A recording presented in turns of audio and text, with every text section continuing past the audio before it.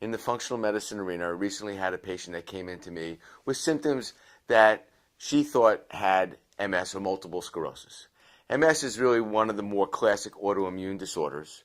And if she truly did have a diagnosis of MS, I would be working with a neurologist very closely on her. However, in the functional medicine arena, what I really wanted to do is to see if she was attacking her own brain. So I was able to look at predictive antibodies. And what I did find is that she was not. She did have neurological symptoms of numbness and tingling and weakness in her hands and her feet and kind of a numb feeling throughout her whole body. Part of the MRI of her brain showed that she had some white matter lesions in the brain, but it was not classic areas where you would find white matter lesions for an MS patient. Research shows us that gluten found in wheat can contribute to white matter lesions in the brain. Dr. Hatchavalu is a neurologist in England that showed that patients with chronic headaches or other neurological disorders of the brain very rarely manifested themselves as gastrointestinal symptoms, but were related to gluten. We were able to do a Cyrex array number 3. Several of the markers came back around not celiac disease, but gluten sensitivity. So she scored up. We took her off of wheat. We put her into a gluten sensitivity program. She changed her diet remarkably.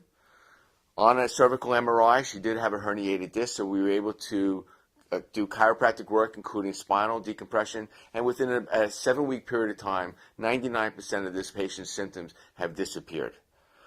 So the diagnosis of MS was not necessarily the most important thing. And one of the most important concepts that I try to get across to a patient is not necessarily what disease you have, but what kind of patient has a disease.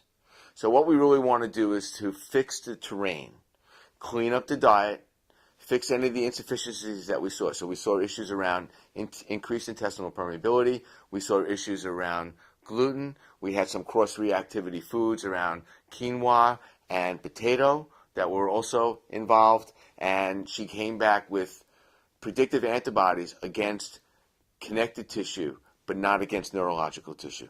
So I was able to really cater a very customized program for this patient who she stuck to dramatically and in a relatively short period of time did very well. And that can happen to you too without going on a whole host of pharmaceuticals.